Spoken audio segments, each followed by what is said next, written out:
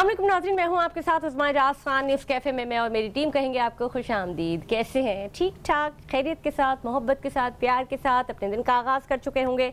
हम भी अल्लाह ताला के बाबरकत नाम के साथ अपने दिन का आगाज़ करके और आपसे बात करने के लिए, आपसे मिलने मिलाने के लिए यहाँ पे पहुँचते हैं। कुछ ऐसी बातें जो आप जानना भी चाहते हैं और कुछ ऐसी बातें जो हम भी जानना चाहते हैं। जब इंसान के घर में बच्चे छोटे होते हैं तो कुछ ऐसा अल्लाह ताला ने एक निज़ाम बनाया है कि आप उनकी परवरिश का और उनकी तरबियत का कोई ना कोई हिस्सा ऐसा होता है जो छोड़ते नहीं है, जिसमें तालीम का जो हिस्सा है उसको बहुत ज़्यादा अहमियत दी जाती है। तो जब भी आप कभी बात तालीम के हवाले से करते हैं तो आपके जहन में बहुत सारे शोबाजात होते हैं जहां आप चाहते हैं कि आप अपने बच्चे को उस जगह पे लेके जाएं और वहां पे वो अपनी तालीम के मराहिल तय करें और ये सब्जेक्ट्स उसके लिए चूज़ की जाएँ। फिर ज़मानी इर्तिकाई अमल पे आता है और फिर हर 10 साल बाद जो आपने सब्जेक्ट सेलेक्ट किए होते थे उनका भी क्राइटेरिया बदल जाता है, ऑब्सलीट हो जाते हैं। और अगर ऑब्सलीट ना भी हो, बेसिकली जब हम सब्जेक्ट की सिलेक्शन करते हैं, जब हम ह्यूमन बीइंग के हवाले से या हम बच्चों के हवाले से जब सब्जेक्ट की सिलेक्शन करते हैं तो हमें उस वक्त तक बेसिक्स में ये पता ही नहीं होता कि बच्चों का रुझान है किस तरफ या बच्चों को जाना किस जानिब है और जाना किस जानिब चाहिए है। माँ बाप को भी इतनी अवेयरनेस नहीं होती, उनके पास वही कुछ चुने चुनाए और सुने सुनाए कुछ सब्जेक्ट्स होते हैं जिसमें वो चाहते हैं कि बच्चा इसमें तरक्की करे। लेकिन जब बेसिक्स पे बात आती है तो मैं आपको एक दफ़ा फिर से याद दिला दूं कि मेरी ये कोशिश होती है और मेरा ये सोच भी है कि अल्लाह करे कि हम जो इब्तदाई तालीम होते हैं उसमें ह्यूमैनिटी को सबसे पहले आगे रखें और कुरान पाक की तालीम के साथ आप बाकी दीगर दुनियावी सब्जेक्ट्स को आगे लेके जाएँ। लेकिन जनाब उसमें भी जब हम जो बेसिक तालीम होती है उसमें हम क्या रखते हैं, अंग्रेज़ी, मैथ्स और ये जो आपकी बेसिक चीज़ें होती हैं आप उनको लेके आगे चल रहे होते हैं। फिर उसके बाद आप उन कैटेगराइज करते हैं अपनी तालीम को और फिर उन शोबे में, यानी क्लास 8 के बाद से या नॉर्मली 6 के बाद से भी लोग कैटेगराइज कर देते हैं और वहाँ पे उन ग्रेड्स में यानी 6 या 7 या 8 के बाद फिर अगर किसी ने आईटी के शोबे में जाना है, किसी ने मेडिकल के शोबे में जाना है, किसी ने इंजीनियरिंग के शोबे में यानी साइंसेज में जाना है, तो फिर उस तरह से या कॉमर्स में जाना है, आपकी ब्रांचेज और आपकी जो कैटेगरीज है वो आप सेलेक्ट करना शुरू कर देते हैं। इसी तरह से स्कूल्स में और कॉलेजेस में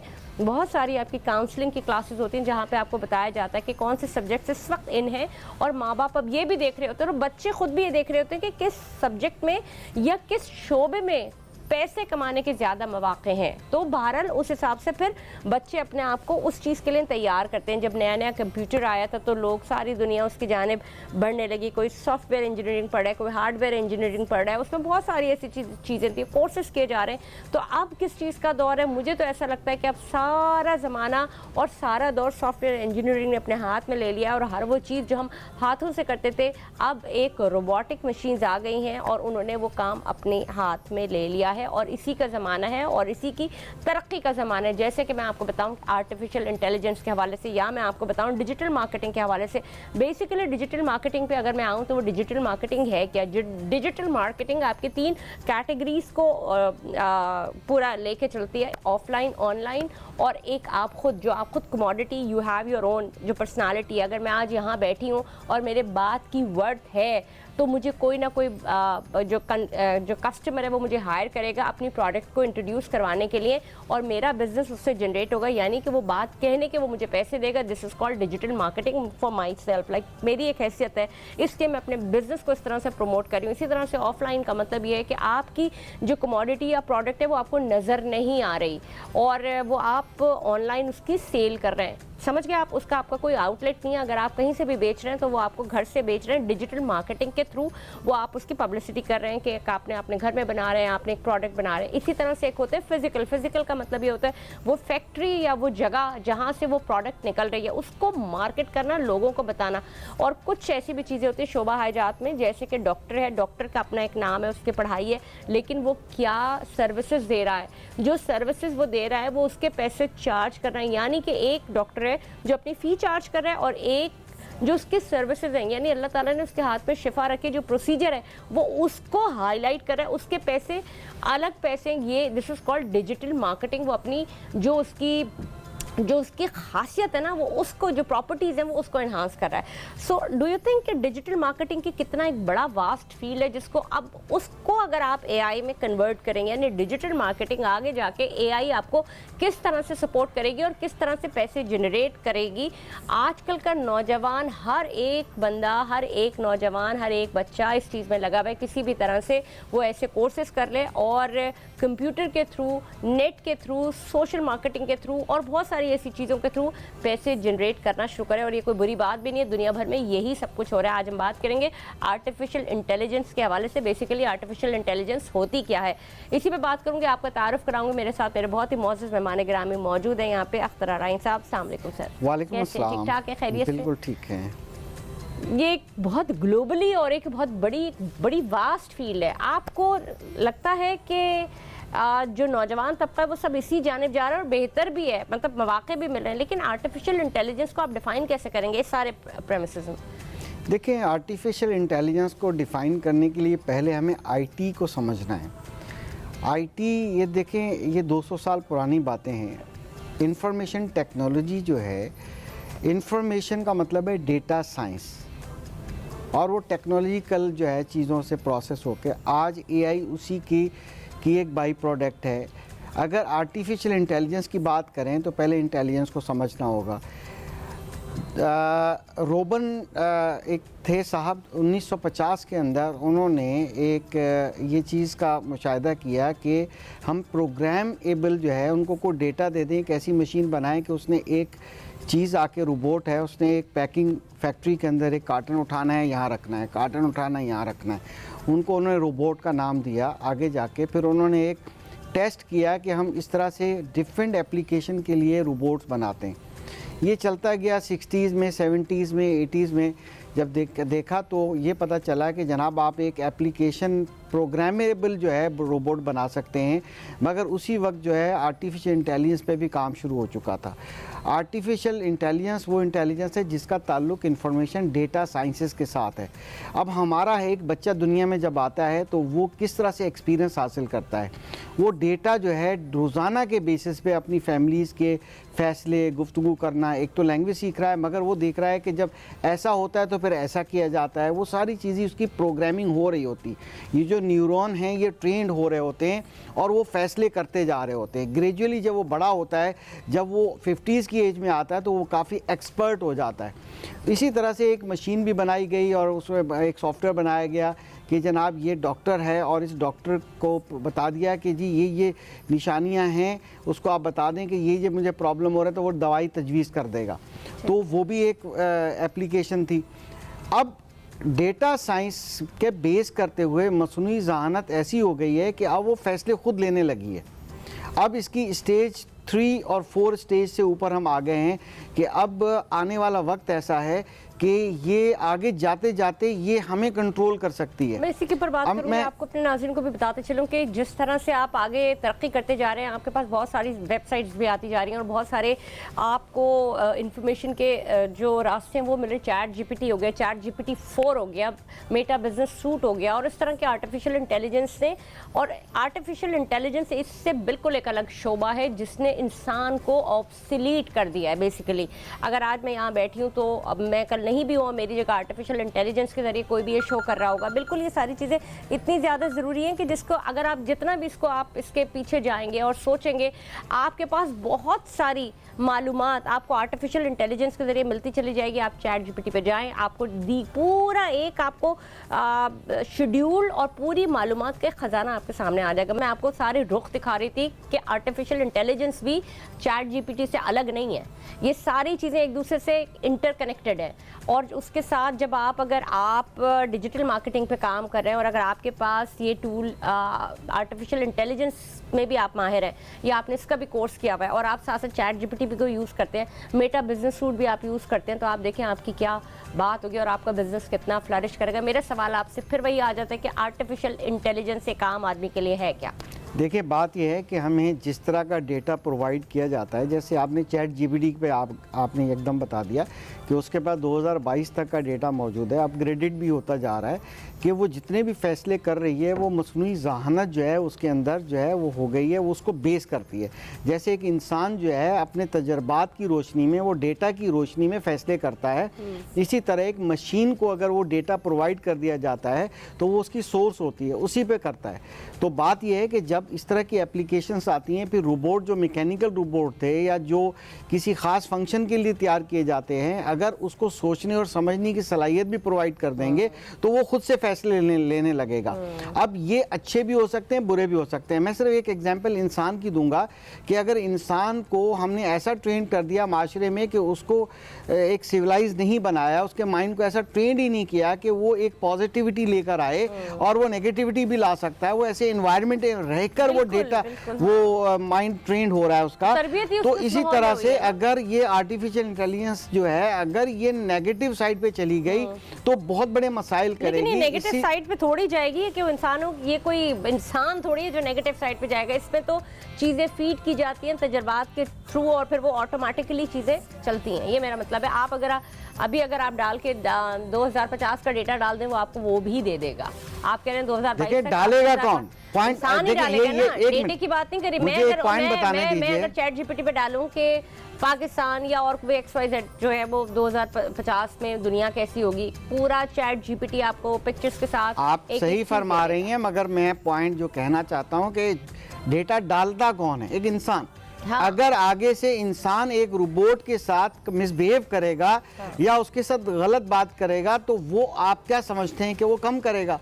कहने का मकसद ये है कि अगर हम ह्यूमन बीइंग्स जो हैं इतने सिविलाइज नहीं होंगे, हम अच्छे तरीके से काम लेना नहीं चाहेंगे तो इंसान ही है ना। अगर हम उससे काम नहीं ले सकेंगे, अच्छा काम नहीं ले सकेंगे तो वो मिसयूज भी हो सकती है टेक्नोलॉजी, वो आर्टिफिशियल इंटेलिजेंस मिसयूज भी हो सकती है। मेरा कहने का मकसद ये है तो हमें चाहिए कि हमें तालीमी इदारों में हमें अपने बच्चों के ब्रॉडअप के अंदर इस चीज़ को करना है, आर्टिफिशियल इंटेलिजेंस पढ़ानी है, सिखानी है, समझानी है, ताकि कल को जो है ये हमसे ज़्यादा ज़हीन जब हो जाएंगे और ये ऐसे रोबोट आएंगे तो फिर ये खतरा मौजूद है। ये बड़े बड़े साइंटिस्ट ने ये चीज़ का खतरा निशानदेही की है, ये मैं नहीं कह रहा, ये बेसिकली हमने उन्हीं को पढ़ा है, उन्हीं से ये समझा है कि ये पॉसिबिलिटीज़ हैं कि अगर हम ऐसा करेंगे तो फिर मसला होगा। तो इसलिए हमें आर्टिफिशियल इंटेलिजेंस सीखनी है, सिखानी है।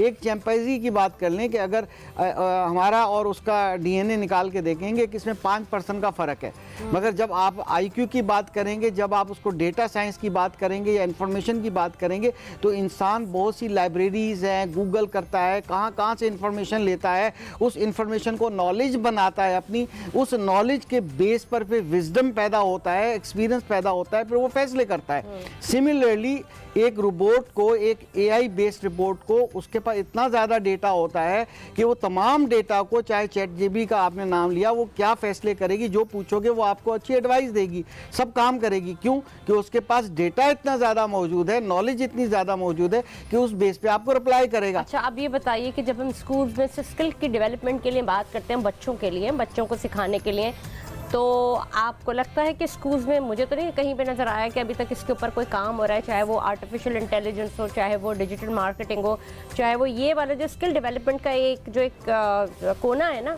इसको क्यों नहीं निसाब में शामिल किया जाए? देखिए, बात ये है कि ये डिजिटल मार्केटिंग एक स्किल है सिर्फ, उसका AI से कोई ताल्लुक नहीं है। वो एक आज के दौर में बेचने का एक प्लेटफॉर्म है कि आप किस तरह से अपनी प्रोडक्ट को बेचेंगे। मैं आपको बता देती हूं किस तरह से आप मुझे मालूम है कि आपके पास बड़ी अच्छी नॉलेज है।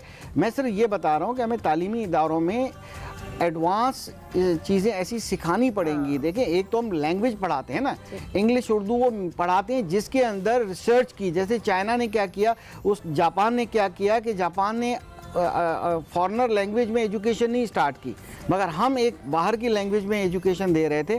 वो वहाँ उसकी कॉपी करते थे, उसकी ट्रांसलेशन करते थे, वो रिसर्च को अपने बच्चों को पढ़ाते थे कि जापान में रह के जापान में ही सर्व करें। आज जैपनीज़ बच्चा जो है वो रिसर्च करता है, छोटा बच्चा है वो खेलता है, वो एक्सप्लोर कर रहा है, वो खिलौने उसके देखेंगे तो आप हैरान हो जाएंगे कि ये छोटा सा बच्चा डिफरेंट चीज़ों से डिफरेंट चीज़ें बना रहा है। वो खेल ही खेल में जो है ना एक चीज़ सीख रहा है, टाइनी साइंटिस्ट है। और इसी तरह से अगर आप हमारे मुल्क में देखें कि वो किस तरह के खिलौनों से खेलता है, यानी कि आप वो गन से खेल रहा है, वो किसी पटाखों से खेल रहा है। सवाल एक बड़ा एक अहम सवाल है कि हम क्यों नहीं अब आपने उसकी इतनी अहमियत बताई है आर्टिफिशियल इंटेलिजेंस की, तो ये हमारे निसाब में क्यों नहीं शामिल? निसाब में शामिल करना चाहिए। हमारा निसाब एक्सपायर्ड निसाब है, इसको अपग्रेड किया तो जा रहा है, बहुत लेट है। दुनिया देखिए ग्लोबल विलेज नहीं है, अब ग्लोबल सिटी बन चुका है, हमारी लिंकेज है। यहाँ का बैठा हुआ एक बच्चा 5 साल का अगर कोई वीडियो देख रहा है जापान की, चाइना की, यूरोप की, किसी की, तो उसको वहाँ का कल्चर पता चल रहा है, उसको वहाँ की रिसर्च पता चल रही है, आपको चल रही है, मुझे चल रही है। अगर मैंने दुनिया नहीं देखी तो मैं घर बैठ के इसके अंदर दुनिया देख रहा हूँ। तो बात यह है कि इंफॉर्मेशन टेक्नोलॉजी इतनी ज़्यादा इन्फॉर्म कर रही है हमें, हमारे पास नॉलेज मौजूद है। तो हमें चाहिए कि अपने बच्चों को अपडेटेड सिलेबस पढ़ाना है, एक्टिविटी बेस्ड स्टेम एजुकेशन देनी है, अगर हम जब हैंड्स ऑन लर्निंग कराना है। कंप्यूटर्स पे जाते हैं, जो कंप्यूटर की तालीम है, चाहे वो आईटी में सॉफ्टवेयर इंजीनियरिंग पे हो, किसी भी उसमें भी अपग्रेडेशन की ज़रूरत है। और यकीनन नाज़रीन, तालीम के लिए, तालीम के हवाले से जब तक आप उसको अपने आप को स्किल्ड नहीं करेंगे, आप आगे नहीं बढ़ सकते, और ये बड़ा ज़रूरी है। अख्तर साहब, जिस तरह पंजाब गवर्नमेंट ने आर्टिफिशियल इंटेलिजेंस और बहुत सारी से रिलेटेड और जो भी शुबहात जाते हैं उनको निसाब में डाल दिया है, यहाँ अगर कराची और सिंध के हवाले से बात की जाए तो यहाँ पे क्यों अभी तक इसके ऊपर गौर नहीं किया गया? देखिए बात यह है कि हर चीज़ स्टेप बाय स्टेप होती है। देखिए जब हैंड्स ऑन लर्निंग बच्चे का लेकर आएंगे, हम किताबों से थोड़ा प्रैक्टिकल बाहर निकालेंगे। हाँ। तो सिंध गवर्नमेंट ने ये काम ज़रूर किया है कि अभी स्टेम एजुकेशन पे काम शुरू हो चुका है। ठीक है, सिंध गवर्नमेंट ने अभी 300 ऐसे स्कूल्स के लिए भी रिबन काटा है कि जी वहाँ पर हम लोग वोकेशनल और टेक्निकल ट्रेनिंग देंगे ताकि सेल्फ एम्प्लॉयमेंट हो। बड़ी अच्छी बात है। अब स्टेम एजुकेशन के बाद ही होता है कि एक जोड़ तोड़ जब बच्चा करता है, इन्वेंशंस करता है, तो फिर वो इलेक्ट्रॉनिक आईटी से के अंदर भी इन्वेंशंस करता है। ठीक है, सेंसर का यूज़ करे, कुछ भी करे, वो चीज़ें बनाएगा। एग्जैक्टली इसी तरह से हमारा प्राइवेट सेक्टर जो है वो अपनी क्लासरूम में टेक्नोलॉजी लेकर आया है, वो आर्टिफिशियल इंटेलिजेंस पढ़ा रहा है। तो हमारा निसाब अपग्रेड होना चाहिए। इसीलिए जो गवर्नमेंट का निसाब है वो इतना अपग्रेडेड नहीं है किताबों की शक्ल में कि वो आर्टिफिशियल इंटेलिजेंस पढ़ा पाए। वहाँ कंप्यूटर की बुक भी अभी जाके 2 साल पहले जो है की है, अपग्रेड थोड़ी सी की है, वो भी इतनी अपग्रेडेड नहीं है। तो हमें चाहिए कि हम अपना निसाब को अपग्रेड करें। दूसरी बात ये होती है कि पेरेंट्स के लिए मैं रिक्वेस्ट ये करूँगा कि खुदारा पेरेंट्स ये चीज़ करें कि आप जो तालीमी इदारे जो चाहते हैं अपग्रेड करना, आप अपनी सोच को अपग्रेड करें। अगर आप सोचेंगे नहीं एडवांस में तो आपके बच्चे कैसे सोचेंगे? बिल्कुल, बहुत जब बच्चे नहीं बच्चों को जब वो मौका मिलेगा, आप तो आज भी नंबर्स पे लड़ते हैं, आप तो ये चाहते हैं मेरे बच्चे का ग्रेड अच्छा आ जाए, मेरे बच्चे की पोजीशन फर्स्ट आ जाए। क्या फर्स्ट पोजीशन क्या उसको कोई स्कॉलरशिप दिलवा देगी? नहीं दिलवाएगी, काबिलियत दिलवाएगी। सर्टिफिकेट जो है ना पीस ऑफ पेपर की तरह होते जा रहे हैं। जो बच्चे कुछ कर गुजरने वाली सलाहियत रखते हैं वो दुनिया में अपना नाम कमाने के लिए रेडी बैठे हुए हैं। ठीक है, तो टैलेंटेड बच्चे पैदा करने हैं। मगर जहाँ तक एआई की बात है, एआई इस वक्त जो है कम्पीट करने लगी है आईक्यू को, इंटेलेक्चुअल इंटेलिजेंस को। अब जहाँ तक इमोशनल इंटेलिजेंस है, जैसे कि 90s में ये तय पाया था कि दुनिया में कामयाब इंसान वो होते हैं जिनकी ईक्यू ज़्यादा स्ट्रॉन्ग होती है, ज़्यादा बेहतर होती है। पहले तस्वुर था कि आईक्यू ज़्यादा इंपॉर्टेंट है, इमोशनल इंटेलिजेंस ज़्यादा इंपॉर्टेंट अभी नज़र आती है। तो अभी इसमें जज्बाती जहानत जो है उसमें रोबोट को आने में टाइम लगेगा। ठीक है, इमोशंस नहीं होते ना, इमोशंस नहीं होते हैं, तो उस पर काम हो रहा है। ऐसी कोई बात नहीं हो रहा है। आपको ऐसे बहुत सी चीज़ें मिलेंगी जो इमोशनली सोचने लग गए हैं अभी। एक वक्त आएगा वो इंसानों से आगे निकलेंगे। इंसानों से आगे तब निकलेंगे जब वो इमोशनली होंगे। लेकिन अगर बात वही है ना कि इंसानी दिमाग की भी एक लिमिट है ना। हर बंदा अपने इंफरादी तौर पर उसी लिमिट तक सोच सकता है, उसकी सोच वहीं तक जा सकती है जो उसका माहौल है, जो उसकी तरबियत है। लेकिन आप जो जब हम जैसे आर्टिफिशियल इंटेलिजेंस आपको कहाँ तक ले जा सकती है, बियॉन्ड द बाउंड्रीज। एग्जैक्टली मैं वही पॉइंट बताना जा रहा था कि अगर हम एक ऐसे यानी कि आर्टिफिशियल इंटेलिजेंस के किसी रोबोट को हम इतना पिन करेंगे कि वो इमोशनली जज्बात में आ जाए या उसके साथ इसी तरह की गुफ्तगू करेंगे, तो जाहिर है कि वो फिर ज़्यादा इमोशंस में आ सकता है और वो नेगेटिव साइड पे जा सकता है। तो बात वो मैं एक मिसाल देने लगा था कि जो चिंपैंजी की, वो बेसिकली कोई भी जानवर है, इंसान से कोई भी ज़्यादा ज़हीन नहीं है। मगर अब ऐसी सिचुएशन आने वाली है जैसे कि आप देख लें कि अगर बहरहाल वो पे बात गुफ्तगू बड़ी लंबी हो जाने वाली है, तो हम ये कहते हैं कि एक वक्त आ जाएगा कि जो ये रोबोट जो है जब इमोशनली स्ट्रांग हो गए ना, फिर उस वक्त हमें वो टफ टाइम देंगे, क्योंकि अभी वो मुस्कुराना भी सीख रहे हैं। अब उनके साथ अगर लाफ्टर में बात करेंगे, वो हंस के भाई बात उन्होंने भी करेंगे। पूरा इंसान अगर आपने गुस्से दे से दिया, बात हाँ। करेंगे तो वो रोबोट गुस्से से बात करेंगे, वो अपना इजहार ख्याल उस अंदाज में भी करेंगे। तो खतरात उस वक्त बढ़ सकते हैं कि अगर हमने उनको देखा कि वो जज्बाती तौर पे भी इतने ज़्यादा इंटेलिजेंस हो गए हैं, और उस वक्त मामलात हो सकते हैं। अगर हम कहते हैं, आप उनसे पूछ लेंगे रॉकेट बनाने की साइंस बता दो, वो कहता है ठीक है जी बता देंगे, इस तरह से बनेगा, ये होगा। उसको बोलो गन कैसे चलानी है, वो बता देगा। ये तो मैं छोटी एग्जांपल्स दे रहा हूँ। तो लिहाजा मैं दूसरी तरफ इंसानों की बात कर रहा हूँ कि हमें अपने इंसानों के, अपने इंसान के बच्चे लेकिन एक को, और बड़ी मजे की बात है ना कि वो आप देखें, एक बात रह गई ना, हम इंसान है, हमें सांस आती है, उसे सांस नहीं आती, हमें भूख लगती है।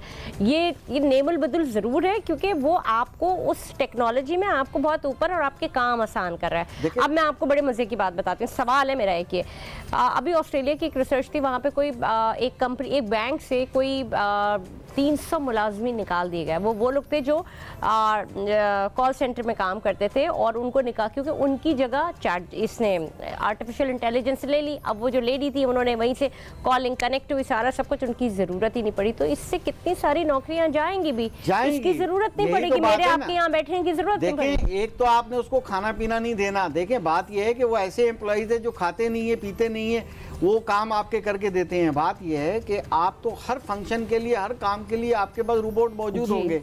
मगर मैं ये कहना चाहता हूँ कि इंसान के बच्चे के साथ इतना सिविलाइज्ड बच्चा बनाया जाए, उसकी ये प्रोग्रामिंग इतनी अच्छी की जाए कि आगे की अच्छी नेशंस पैदा हों।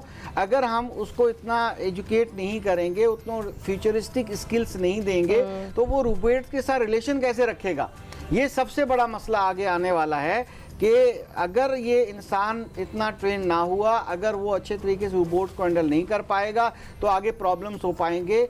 और दूसरी तरफ जहाँ तक जॉब मार्केट की बात है, हर काम चुटकियों में होने वाला है, ठीक है, मगर हमारे अंदर ये सलाहियत तो पैदा करेंगे ना, जो आने वाले ये बच्चे हैं, इनको जब बड़ा करेंगे, इनको एजुकेशन ऐसी दी जाए, इनको तालीम ऐसी दी जाए। आपको नहीं लगता कि इसका काम बहुत जो इनिशियल बेसिक्स होती है, वहीं से बच्चों के साथ शुरू किया जाए? क्योंकि हर चीज़ ऑब्सोलीट हो जाती है 10 से 15 साल के बाद, वो मार्जिन ख़त्म, कोई नई चीज़ आ जाती। इसीलिए हम हमेशा पेरेंट्स को ये कहते हैं कि जो आने वाली नस्लें हैं, उनके लिए इस तरह का इन्वायरमेंट क्रिएट करें कि वो रियल एजुकेशन की तरफ जाएं, हैंड्स ऑन लर्निंग की तरफ जाएं, स्किल सीखें, टेक्नोलॉजी सीखें।